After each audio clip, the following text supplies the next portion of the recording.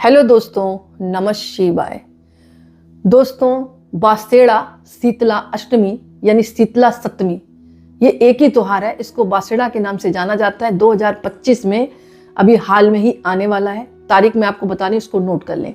यहाँ पर एक महत्वपूर्ण बात यह है, जिनके घर में शीतला सप्तमी पुजती है वो बनाएंगे 21 तारीख शुक्रवार को 2025 में, और जिनके घर शीतला अष्टमी पुजती है वो मनाएंगे 22 तारीख शनिवार के दिन।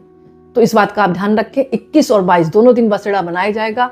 बस जिसके यहाँ सप्तमी पुजती है वो बनाएंगे कब? शुक्रवार 21 तारीख को, और जिनके यहाँ अष्टमी पुजती है वो बनाएंगे शनिवार को 22 तारीख को। तो इस बात का आप ध्यान रखें।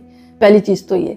सब प्रथम तो आपको शीतला अष्टमी व्रत की बहुत बहुत शुभकामनाएं, बधाई। ये व्रत अपने संतान सुख और संतान की दीर्घ आयु के लिए लोग रखते हैं, और एक दिन पहले सारा भोजन बना लेते हैं, ठंडा पदार्थ बना लेते हैं अपने अपने राज्य के अनुसार। कोई राबड़ी बनाता है, कोई खीर बनाता है, कोई पूड़ी बनाता है, कोई बाजरे की रोटी बनाता है, कहीं कहीं ज्वार को भिगोकर उबालने की परंपरा। जो भी कार्य है वो एक दिन पहले कर लिया जाता है। और अगले दिन, जैसे कि नाम है बासेड़ा, प्रातःकाल स्नान करके ठंडे पानी से बिना घर में झाड़ू लगाए प्रातःकाल स्नान करके माँ को ये ठंडे पदार्थों का भोजन मतलब अर्पण कराया जाता है, भोग लगाया जाता है।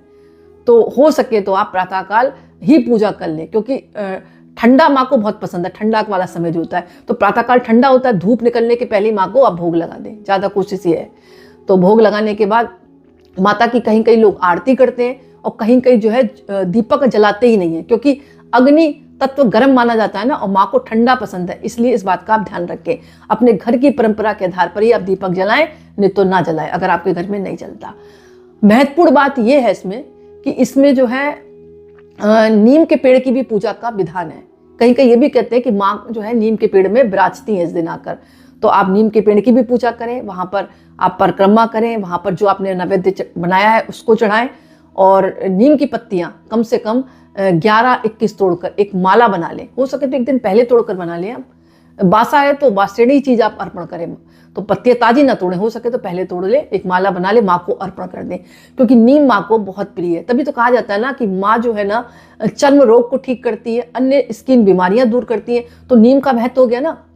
नीम एक ऐसा पेड़ है जिसकी पत्तियां लगाने से चर्म रोग दूर होता है। इसीलिए कहा जाता है कि माता जो है, शीतला माता जो है वो नीम में निवास करती है। तो इस तरह आपको पूजा करनी है। यानी कुल मिलाकर आपको बासा भोजन का भोग लगाना है माँ को, एक दिन पहले बना हुआ जो भी आपके घर में बनता हो, और बाद में इसका ही आपको सेवन करना है, और सेवन करने के बाद ही इसको आपको दान पुण्य करना है।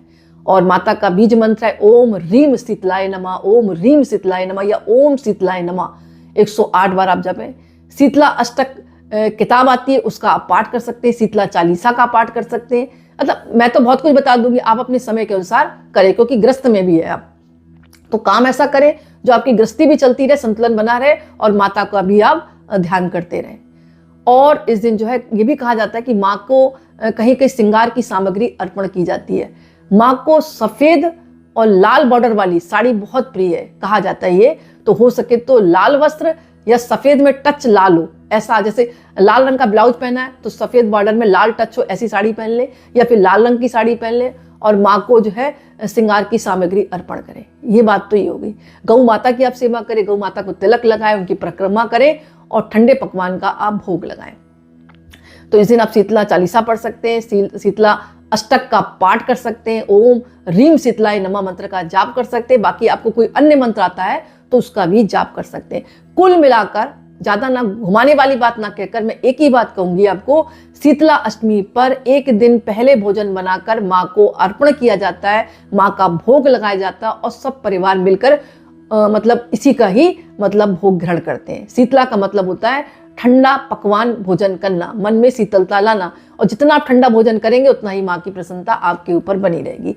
एक बात और आती है, अब जैसे कुछ लोग ज़्यादा जैसे जैसे मॉडर्न होते जा रहे हैं तो वो शीतला अष्टमी पर बासा भोजन नहीं करते, तो उनके लिए भी एक खास बात है, वो एक दिन पहले अपने घर में दही जमा ले और बाजार से पेड़े ले आए, और अगले दिन इसका भोग लगाकर सब परिवार के लोग दही और पेड़ा खा सकते हैं। यानी जितना हो सके ठंडा भोजन करें। बाकी अपने अपने राज्य के आधार पर जैसे आपके घर के लोग पूजा करते हैं वैसे आप पूजा करें। अब क्या नहीं करना चाहिए, कहीं कहीं कहते हैं चूल्हा नहीं जलाना चाहिए, और मैं ये नहीं कह रही कि आप चूल्हा ना जलाएं, लेकिन आपके घर पर नहीं जलाते तो आप ना जलाएं, क्योंकि ठंडे से मतलब है। और अगर जलाते हैं तो आप जलाकर अपना काम कर सकते हैं, वो आपने घर की परंपरा के आधार पर करें। लेकिन कथा में ये भी आता है कि चूल्हा नहीं जलाना चाहिए, आग से संबंधित चीज़ों से दूर रहना चाहिए। मांस मदिरा का सेवन इस दिन ना करें। और जो भोजन बनाया ना आपने एक दिन पहले, वो मतलब लहसुन प्याज से मतलब हटा हुआ, मतलब सिंपल भोजन बनाना है आपको, लहसुन प्याज उसमें नहीं पड़ा होना चाहिए। एक बात तो ये हो गई। कहा जाता है कि कथा सुनने का बहुत ज़्यादा महत्व है। जो लोग कथा सुनते हैं इस दिन शीतला माता की, उन पर भक्तों पर माँ की कृपा बनी रहती है।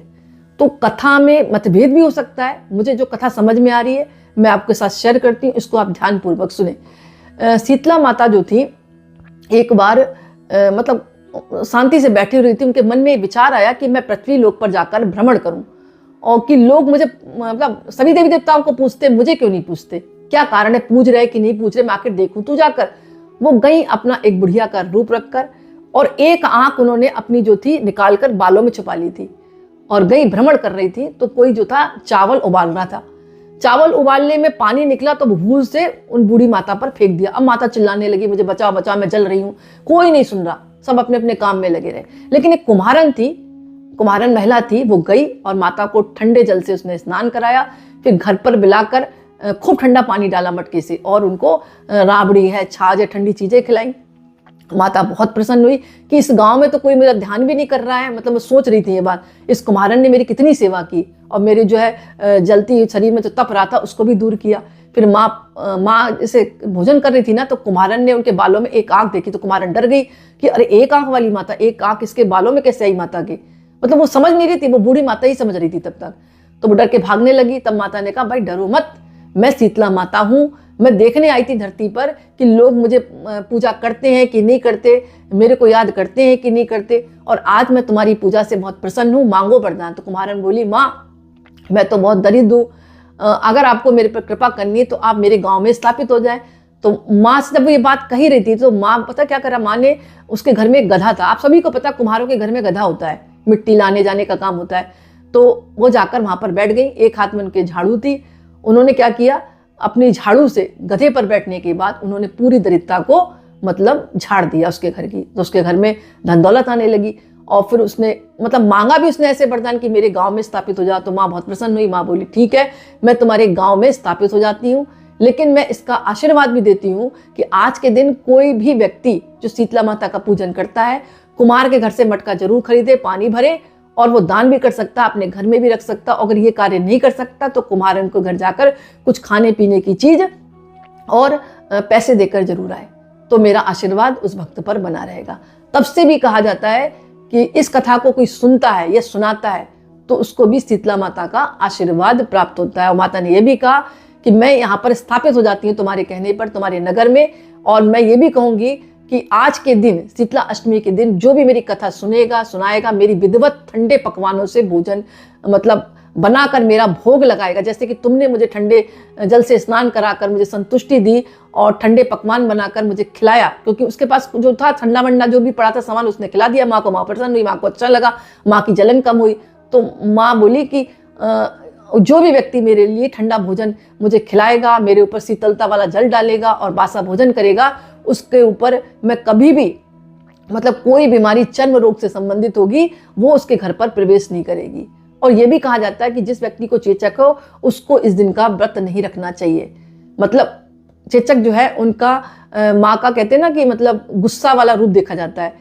तो चेचक को भी आप जानते हैं, कहीं कहीं बड़ी माता छोटी माता अपने अकॉर्डिंग राज्य के आधार पर कहते हैं। तो इसीलिए कहा गया जिसको चेचक है उसको व्रत नहीं रखना चाहिए। और नीम की पत्तियों को तोड़कर इस दिन हो सके तो अवॉइड करें, एक दिन पहले तोड़ लें। चेचक कोई एक दिन पहले तो हो नहीं जाएगी, वो तो पहले से बीमारी है जो भी है, तो एक दिन पहले तोड़कर उस व्यक्ति के नीचे रख दें। कहा जाता है ऐसा, नीम के पेड़ में भी माता का निवास होता है, इसलिए चर्म रोग में नीम की पत्तियां काम में आती हैं।